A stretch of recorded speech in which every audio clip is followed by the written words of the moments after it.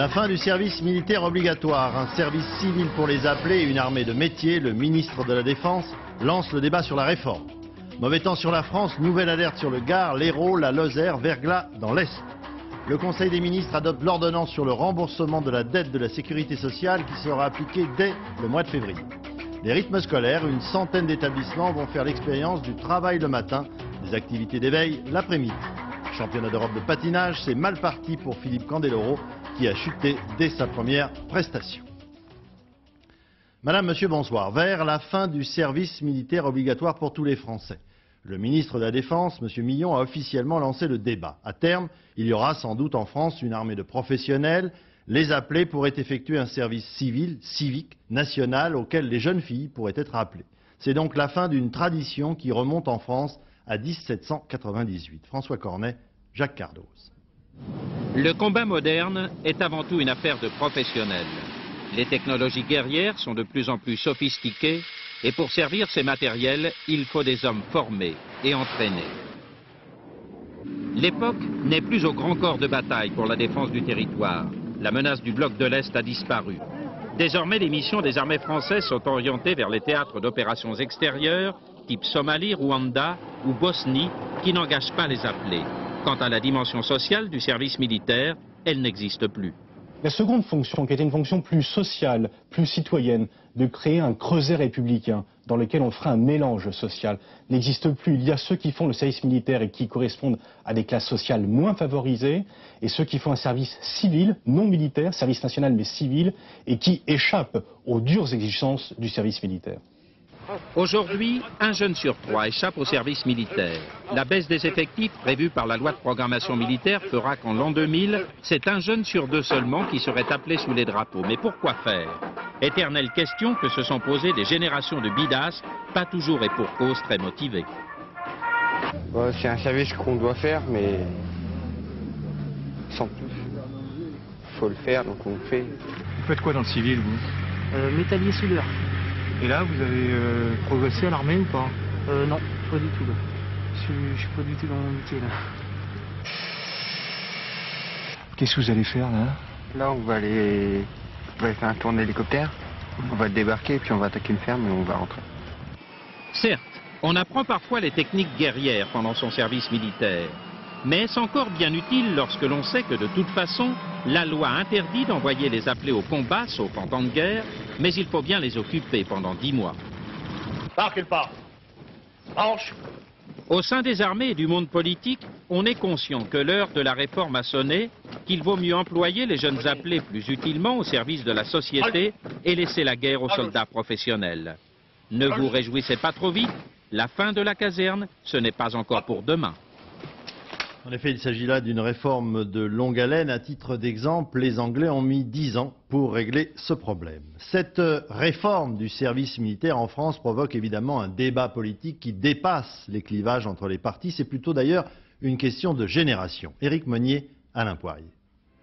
À l'époque, on appelait ça la levée en masse. 1792, la bataille de Valmy voit l'armée de France repousser l'envahisseur prussien grâce à une armée de conscrits. L'État trouvera l'idée si lumineuse qu'il inventera le service militaire. Un peu plus de 2 siècles plus tard, le contexte a bien changé et une bonne partie du monde politique français se fait peu à peu à l'idée de l'armée de métier et un service national civique. Conserver la notion d'un service d'une année qu'on donne à son pays et qui sert de creuset pour la République, de toutes les couches sociales, de toutes les provenances, ça me paraît très important. Que ce service soit modifié en fonction d'une armée qui sera plus professionnalisée, d'une part, et qu'il soit élargi au domaine civique d'autre part, c'est à mon avis une bonne direction. Cela fait 2 ans que nous proposons que les jeunes aient le choix entre le service militaire ou un service civil, de façon à ce que cette forme de service national soit adaptée à leurs souhaits et à leurs compétences. Ranger l'uniforme, d'accord, mais que revêtir à la place?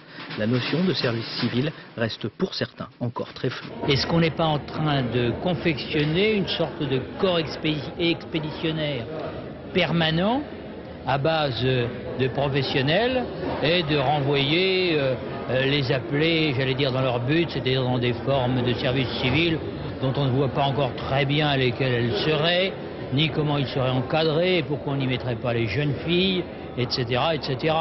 La fin du service militaire, il y a des pour, il y a des contre, à droite comme à gauche. Dès qu'il s'agit d'armée, les partis politiques avancent rarement au pas cadencé. Après les professionnels et les hommes politiques, les Français prennent aussi la parole dans ce débat. Quelques réactions enregistrées cet après-midi. L'armée de métier peut être une bonne chose, mais je pense également qu'il faut maintenir une autre forme de service national. Un service un peu plus court, 6 mois, ça serait pas mal. C'est bien en fait ce côté 1 an donné à la nation, mais c'est vrai qu'il faut revoir à mon avis la façon dont ça se passe, quoi. Pour ma part, oui, faire le service quand on est volontaire.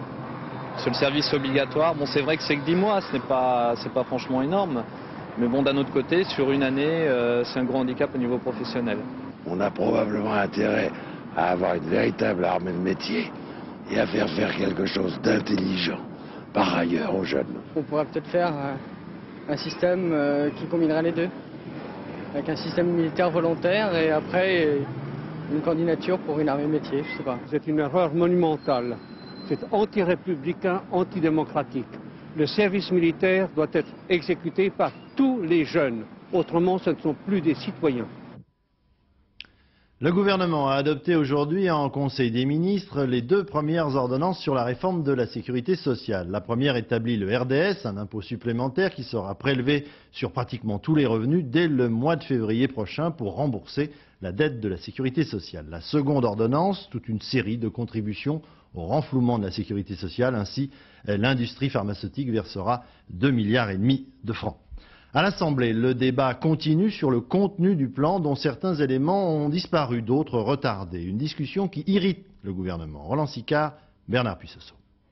Jacques Toubon avait envie de s'expliquer. C'est que depuis hier, il entend dans les couloirs de l'Assemblée des choses qui l'agacent un peu. Sur le plan Juppé, le gouvernement aurait reculé. Dernier exemple, sur la réforme de la Constitution, il aurait cédé à sa majorité qui exigeait un droit de regard du Parlement sur les recettes de la Sécu. Et cet après-midi, les oreilles du ministre ont encore dû siffler. J'ai demandé au Premier ministre de se ranger à mes arguments, et il s'y est rangé. Voilà la raison pour laquelle on a modifié le texte qui était présenté par le gouvernement. Mais c'est pas un drame, ça arrive tous les jours, quelles que soient les majorités.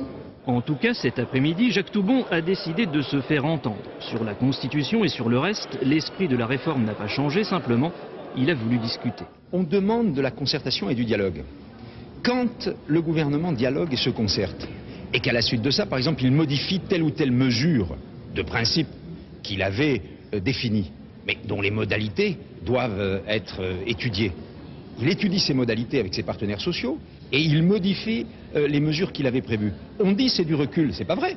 Bref, le gouvernement a décidé de contre-attaquer. Avec les ordonnances prises ce matin au Conseil des ministres, sa réforme va pouvoir commencer de s'appliquer. Une première page, il l'espère, a peut-être été tournée. Je vous le disais il y a quelques instants, pratiquement tous les revenus vont payer le RDS. Examinons cela dans le détail. Sébastien Vibert. Ces 3 petites lettres-là, RDS, les salariés ne vont pas tarder à les découvrir noir sur blanc sur leur feuille de paye. C'est pour février, c'est une ponction de 0,5% sur leur salaire. Les commerçants, artisans, agriculteurs, professions libérales, eux, paieront le RDS chaque trimestre en même temps que leur cotisation à l'URSSAF. Quasiment tous ceux qui touchent des allocations, pensions et indemnités diverses sont soumis au même régime, moins 0,5%. Seuls, pour l'essentiel, les pensions militaires, minimum vieillesse, RMI et indemnités longue maladie ne sont pas taxées. Pas taxée non plus l'épargne populaire comme le livret A. En revanche, l'épargne logement, l'assurance vie et tous les autres revenus financiers seront bel et bien taxés. Et si pour oublier vos petits problèmes de taxes, vous vous adonnez à la fièvre du jeu, pas de chance, le RDS s'applique aussi à la loterie nationale, aux courses et aux casinos. Une partie des sommes mises en jeu sera taxée. L'État espère ainsi empocher 400 millions de francs supplémentaires pour cette année. J'ajoute encore que le président de la République, M. Chirac, a souligné au cours du Conseil des ministres de ce matin que, contrairement à ce qu'avancent certains, eh bien, le plan de réforme de la sécurité sociale avance comme prévu. Le président de la République, toujours, qui entreprend une série de déplacements en province. Il est arrivé ce soir dans les Deux-Sèvres, à la préfecture de Niort, des voyages qu'il veut sans protocole, au contact direct de la population et des responsables des différents départements français.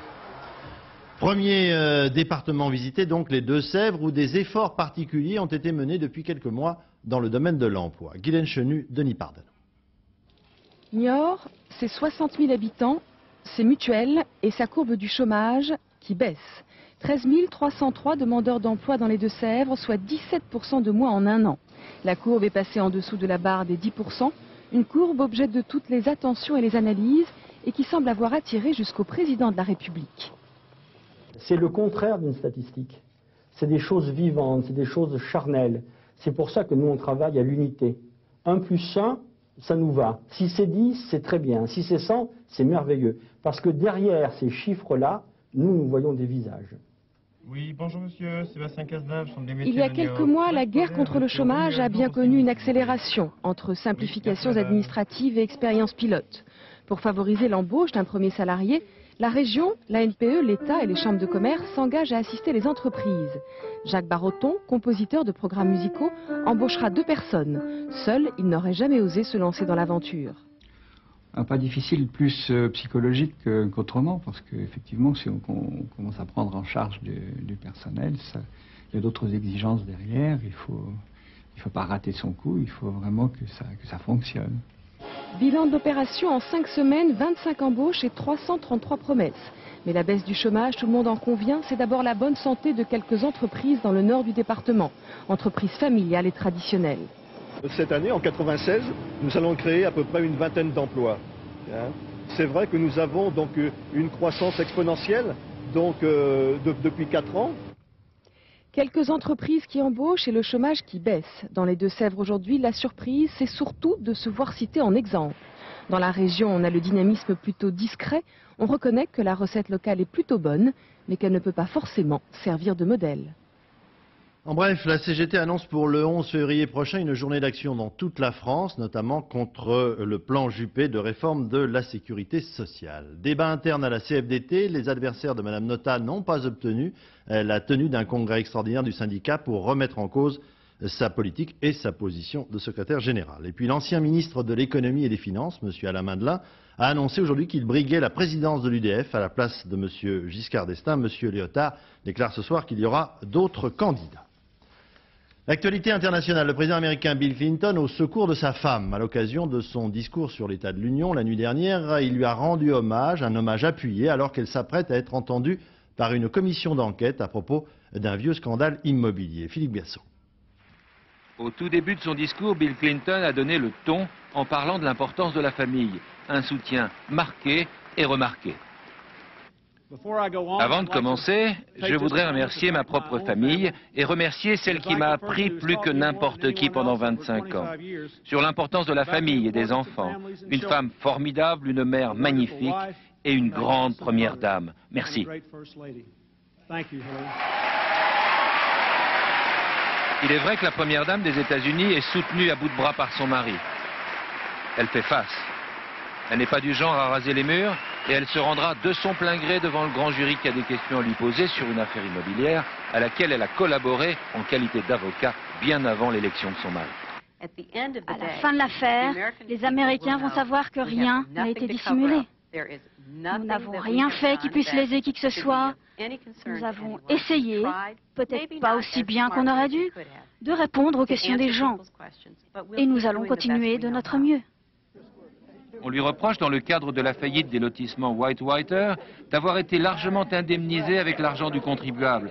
Cette vieille affaire relancée à la veille de la campagne présidentielle, avec des documents miraculeusement retrouvés à la Maison-Blanche, peut bien entendu avoir des répercussions politiques pour un Bill Clinton largement en tête. Et comme ici tout finit par des sondages, sachez qu'avant l'audition du grand jury au Capitole, la cote de la First Lady est plutôt à la baisse, 36% pour, 40% contre. Le chancelier Helmut Kohl est lui aussi aux prises avec des problèmes économiques. On annonce 4 millions de chômeurs en Allemagne. Avec le patronat et les syndicats, il a tout de même réussi à mettre sur pied une plateforme de discussion. À la différence de la France, le travail des femmes en Allemagne de l'Ouest notamment fut pendant très longtemps non facilité. Ce n'était pas le cas à l'Est où c'était beaucoup plus facile pour ces femmes. Aujourd'hui, les femmes sont donc les premières victimes du chômage. Jérôme Catala. La réalité peut sembler brutale, les statistiques officielles la prouvent. En 5 ans, depuis la réunification du pays, la moitié des anciennes Allemandes de l'Est a perdu son emploi. Première sacrifiée, livrée à l'incertitude des nouveaux temps économiques. En fait, les femmes qui, comme moi, ont été licenciées depuis la réunification, ont perdu leur repère. Parce que maintenant, nos vies professionnelles et nos vies de famille ne sont plus compatibles. Alors qu'avant, nous pouvions assumer les deux sans difficulté. Bien sûr, toutes reconnaissent que l'ex-RDA était loin d'être parfaite, mais la sécurité de l'emploi et la solide structure sociale leur manquent. Alors, de nombreuses associations se sont créées pour répondre à leur détresse. Ici, par exemple, dans la banlieue est de Berlin, ces chômeuses viennent pour se retrouver ensemble, mais aussi pour tenter d'acquérir une formation, malgré tout. Je pense que pour nous, la situation est vraiment mauvaise. La politique générale, c'est plutôt de renvoyer les femmes à la cuisine et pas tellement de leur trouver un emploi. Et dans un pays où le chômage touche maintenant près de 10% de la population active, c'est-à-dire 4 millions de personnes, ces femmes ont le sentiment d'être rejetées. Les femmes que je connais, c'est vraiment difficile pour elles. On ne leur propose que des emplois sous-qualifiés. Bref, quelles que soient les mesures prises par le gouvernement fédéral pour essayer de créer de nouveaux emplois, les laissés-pour-compte de la réunification allemande ne sont pas prêts de retrouver l'espoir. En Espagne, l'ancien ministre de l'Intérieur socialiste, M. Barrio Nuevo, doit être prochainement inculpé dans l'affaire des groupes anti-ETA, les GAL, qui formaient une sorte de police parallèle chargée de réduire le terrorisme basque, ce qui déstabilise un peu plus l'actuel Premier ministre, M. González, à un mois des élections législatives dans ce pays. En Algérie, malgré les récents attentats, le gouvernement a décidé de lever le couvre-feu pendant la durée du Ramadan. Bruno Ledreff. Le garçon de café semble un peu perdu. Il faut dire qu'il n'avait plus l'habitude. Cela fait 4 ans que cet établissement du centre d'Alger, comme toutes les autres boutiques, fermait ses portes à la tombée de la nuit. Cela fait 4 ans que le soir venu, les Algériens se calfeutraient chez eux. 4 ans et des milliers de morts. Après son élection, il y a 2 mois, le président Zeroual avait annoncé une ère de rupture. Premier symbole, la levée du couvre-feu, limitée pour l'instant au mois de Ramadan. Nous jeunes, ça fait un moment, ça fait au moins 2 ou 3 ans qu'on ne s'amuse plus. Maintenant, ça nous arrange encore plus, vu qu'on rentre pas trop tôt à la maison, et pas trop tard. Les jeunes sont bien sûr les premiers à profiter de cette liberté retrouvée, mais pour tous, les réactions sont les mêmes. Vraiment une très bonne idée pour les jeunes, pour oublier les soucis, Et il en reste des soucis. Comme tous les ans, Ramadan rime avec flambée des prix, particulièrement pour la nourriture. Mais surtout, Ramadan ne veut pas encore dire paix, même si le fils vient de proposer une trêve au gouvernement. Au cours des 5 derniers jours, une vingtaine de personnes ont encore été abattues. Les nuits d'Alger restent étroitement surveillées. Les rebelles tchétchènes qui avaient échappé à l'encerclement des troupes russes et emmené avec eux une 50aine d'otages les ont libérés aujourd'hui apparemment en échange des corps de leurs camarades tombés au cours de ces combats il y a 15 jours maintenant. Inondation au Maroc. La pluie est tombée abondamment pratiquement sur l'ensemble du pays et notamment sur la capitale économique, Casablanca. Ces pluies qui ont commencé au mois de novembre ont mis fin à 3 années de sécheresse consécutive au Maroc. Le pays n'avait pas connu une telle pluviosité depuis plus de 10 années maintenant. En France maintenant, après une accalmie de 48 heures, la météo prévoit une nouvelle dégradation dans les départements de l'Hérault, du Gard et de la Lozère. C'est pour la nuit prochaine. La pluie a déjà repris d'ailleurs cet après-midi dans les Cévennes. Reportage à Albi où grâce au travail des sapeurs-pompiers, de nombreux biens matériels ont pu être sauvegardés. Christophe Larocca, Olivier Combe. La pluie tombe à nouveau autour d'Albi. Mais la tendance à la décrue est confirmée. Le Tarn est descendu de 1,50 m aujourd'hui. Les pompiers procèdent au nettoyage des voies publiques et des dernières maisons isolées. Ici à Saint-Juéry, les dégâts se limitent au strict minimum grâce au formidable travail des 24 pompiers volontaires. Dès lundi, ils ont procédé eux-mêmes au déménagement des maisons les plus exposées. Ils sont arrivés, ils nous ont dit de suite, ils nous ont dit bon mais écoutez on va monter les machins avec parce que le temps va monter. Bon on n'y croyait pas parce que ce week-end en plus il a fait super beau. Et étonné quand même que ça arrive comme ça et puis... Ça a été dur physiquement ces 3 jours? Ouais, mais bon, j'ai la chance, je ne suis pas depuis le début. Alors je triche un peu. Je suis fatigué, mais pas lenté. Il y en a certains qui sont là depuis le début, et depuis dimanche, c'est dur pour eux. Quand ils n'ont pas pu monter les meubles au premier étage, les pompiers les ont amenés ici, à la caserne, dans cette incroyable garde-meubles. Tous les congélateurs, tous les frigos sont à la caserne et branchés afin de conserver les aliments. Et oui, preuve à l'appui. À Saint-Onimy, en Lozère, les habitants n'ont pas eu la même chance. Ici aussi, les pompiers nettoient, mais les commerçants se plaignent de n'avoir pas été prévenus à temps par le service des crues. On est vraiment, je vous dis, mal informés. Et là, cette fois, on a pris nos initiatives. Heureusement, très bonnes initiatives. On a déménagé nos magasins à Tarbes. Parce que sinon, ça aurait été trop tard. Parce que sinon, ça aurait été trop tard, oui. Jusqu'ici, c'était un agent de l'équipement qui prévenait les habitants. Il y a 3 ans, il a été remplacé par un répondeur téléphonique. Pluie au sud donc, verglas à l'est où voitures et passants continuent de patiner. Valérie Astruc. Il a fallu une grue pour dégager ce 38 tonnes. La glissade sur la chaussée s'est terminée dans le mur. La scène se passe près de Metz. Le verglas dans l'est de la France a causé aujourd'hui une 30aine d'accidents. Des routes secondaires impraticables toute la journée, à tel point que certains conducteurs doivent abandonner leur véhicule là où le verglas les a arrêtés. Les axes principaux touchés, eux aussi, à la frontière du Luxembourg. 2 heures d'attente ce matin. Faute de salage, l'autoroute venant de Thionville est restée bloquée sur 10 km. Glissade assurée aussi pour les piétons. Rien qu'à Strasbourg, les pompiers ont relevé 20 personnes victimes de fractures. Le salage n'a pas suffi, impossible de traiter toutes les routes, encore moins les trottoirs. Et ce soir, les agents de l'équipement recommenceront. Brouillard givrant et pluie verglaçante séviront à nouveau cette nuit.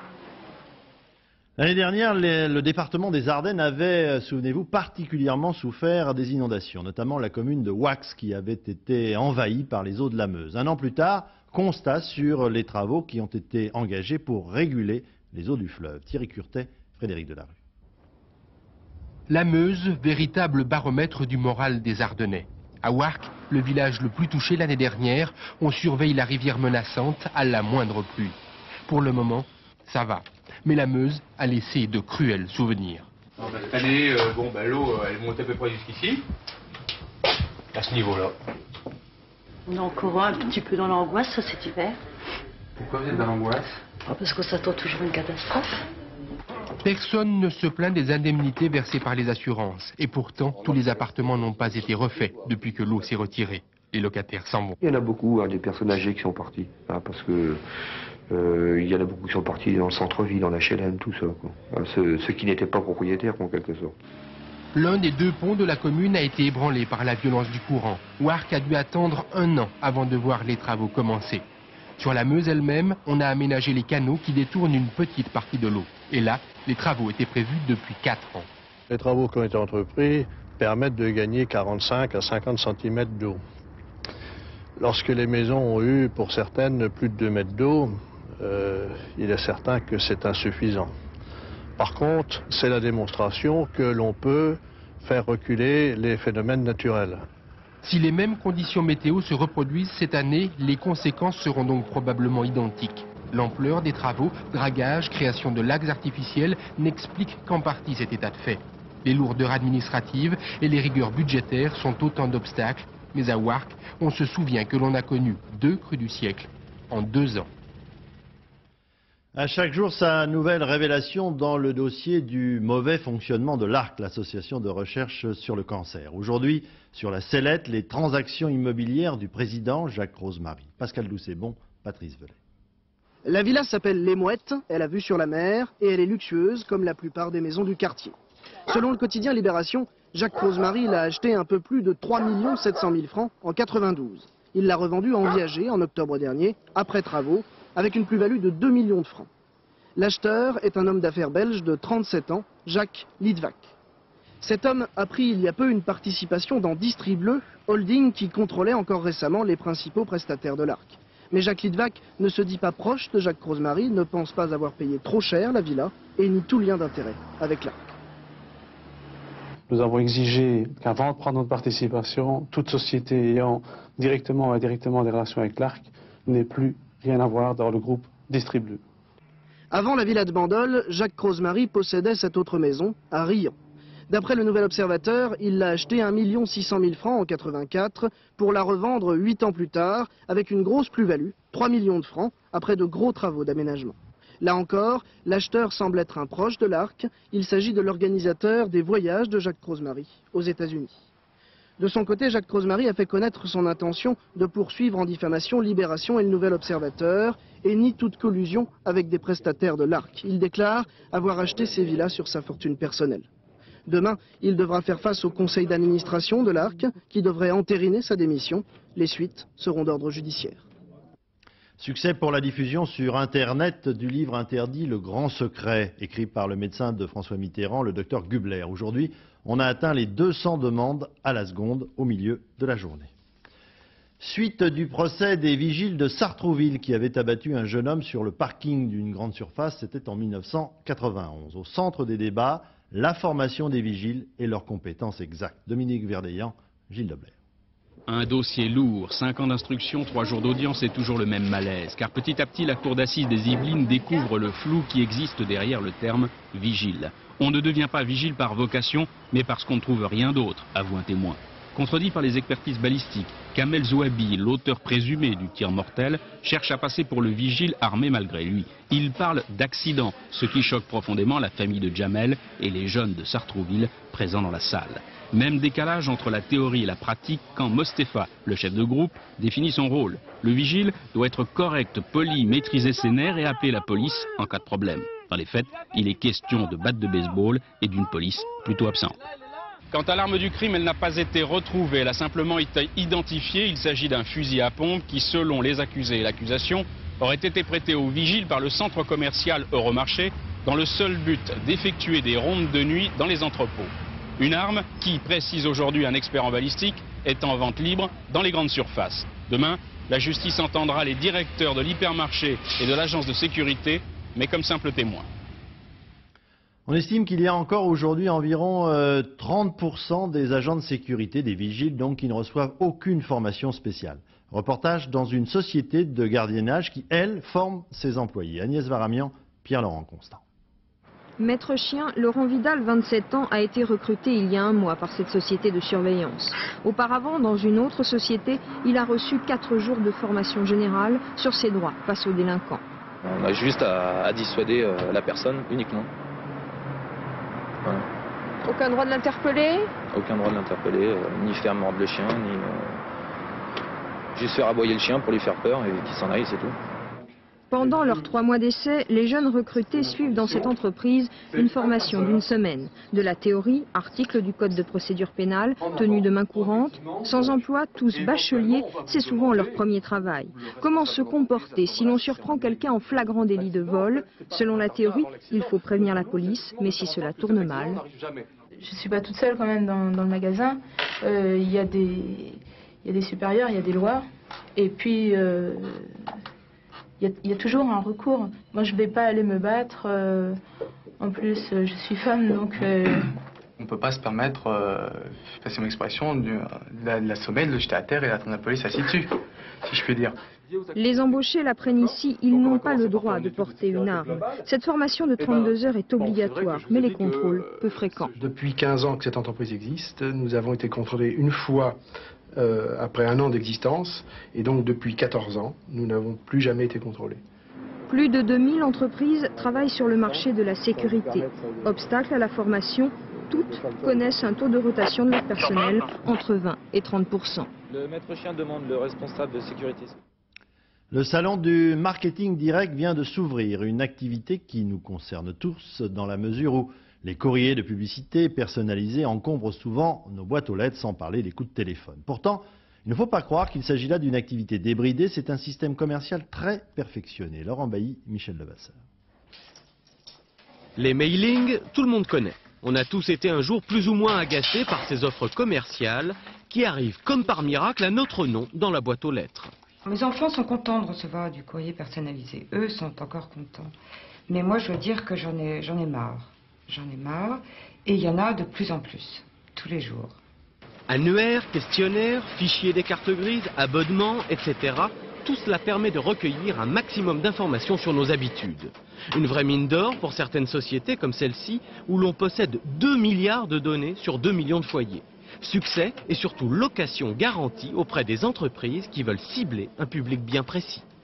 Par exemple, les grands de la vente par correspondance vont préférer adresser des messages à des gens qui aiment le tricot ou d'autres qui aiment le jardinage. On peut même croiser ce critère-là avec à 3 enfants. Donc on va sélectionner pour l'entreprise de vente par correspondance les 100 000 foyers qui aiment le tricot et qui ont 3 enfants. Chaque année, les professionnels font leur marché au salon du marketing direct. Un marché sous contrôle car en France, les renseignements sur la vie privée sont relativement protégés, ce qui n'est pas le cas partout. Aux États-Unis, on utilise les données syndicales, les données de votre vie privée, les données politiques, des données religieuses.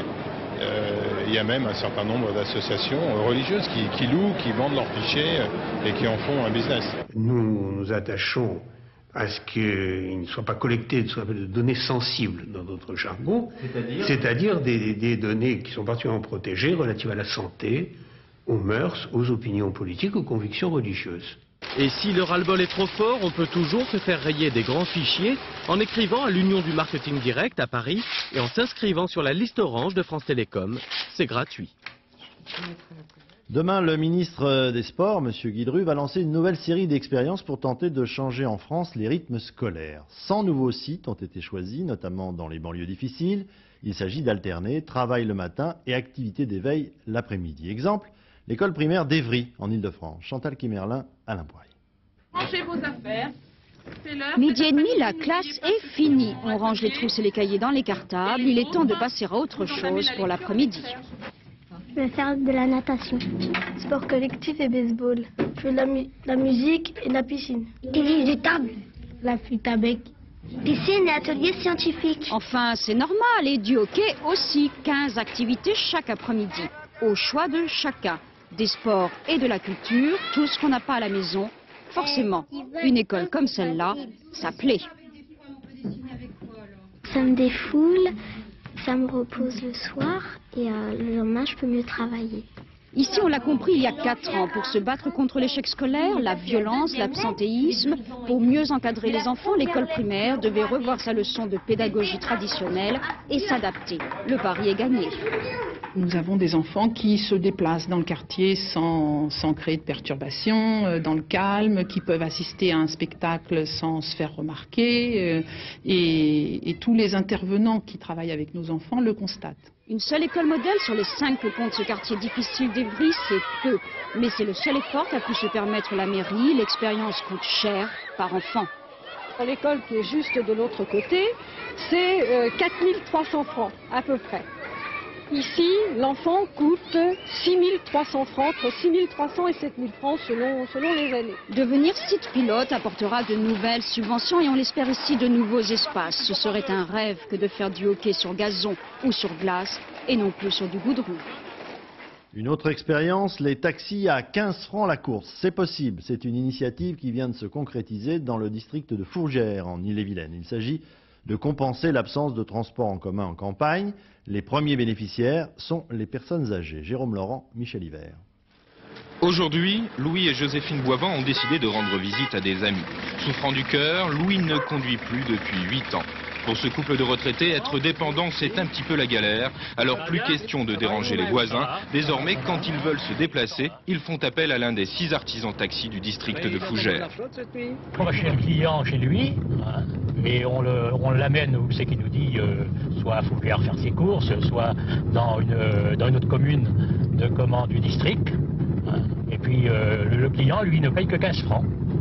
15 francs seulement pour une course qui en vaut 4 ou 5 fois plus. La différence, c'est le district de Fougères qui la règle aux chauffeurs de taxi. Le budget annuel de l'opération est estimé à 100 000 francs, autrement dit beaucoup moins cher qu'un système de transport en commun. De 7h à 19h, le système fonctionne dans les 17 communes du district. Ce système de transport ne peut être utilisé pour se rendre régulièrement à son travail ou pour des déplacements scolaires ou encore pour des déplacements qui sont pris en charge par la sécurité sociale. Quant à Louis, il réglera sa part grâce à un chèque, un ticket taxi d'une valeur de 15 francs, préalablement payé auprès de la mairie de sa commune. Et on avait recours souvent à des amis et des bons voisins. Mais souvent, les voisins, ils travaillent Alors vous savez, on ne peut pas toujours être à la quête de quelqu'un. Alors c'est pour ça que, avec les tickets taxi, on sera plus libre de nous. Et nos voisins sont plus tranquilles, quoi.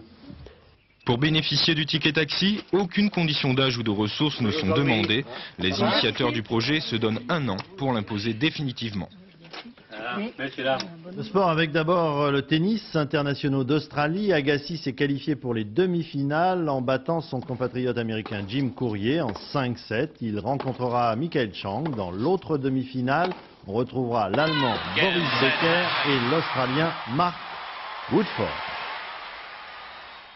Championnat d'Europe de patinage, c'est déjà fini ou presque pour le titre pour le Français Philippe Candeloro qui a chuté dans la présentation de son premier programme court. Il a chuté dans un triple axel. L'autre concurrent français, Éric Millot, lui aussi est tombé. Il a terminé 9e de ce programme court. Candeloro espère tout de même pouvoir accrocher une marche du podium. Le rugbyman français Richard Dourte, qui avait marché sur la tête d'un joueur anglais samedi dernier au Parc des Princes au cours du tournoi des 5 Nations, s'est vu infliger 2 matchs de suspension. Depuis plus d'un siècle, un des bureaux de l'ambassade de France à New York possédait une statue de Michel-Ange sans le savoir. Ce chérubin nu et bouclé d'1 mètre de hauteur vient d'être officiellement identifié. Il s'agit de l'unique statue de Michel-Ange actuellement répertoriée sur le sol américain. La mode maintenant, ce soir, défilé Yves Saint-Laurent. Marie-Josée Le Picard, Bruno Giraudot. Chez Yves Saint-Laurent, avant la collection, ce qu'il faut y voir. Paloma Picasso qui se retourne, Lynn Renaud et Jacques Lang qui font des projets, Inès de la Fressange en rose layette. La collection commence. Simple, simplissime. C'est donc ça la haute couture, cette espèce d'évidence? C'est cela le bout du monde du snobisme ou de la bonne éducation. C'est l'élégance, tout simplement. Avec, pourquoi pas, un coup d'éclat dans la tête.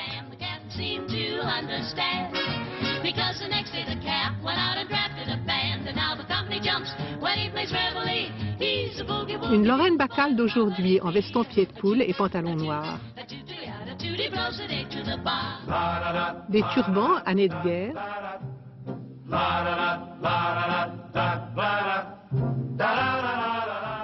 Des mousselines drapées au corps, nostalgie des comédies américaines de ces années 30 et 40 où l'Amérique et le monde occidental peinaient à sortir de la crise, comme aujourd'hui.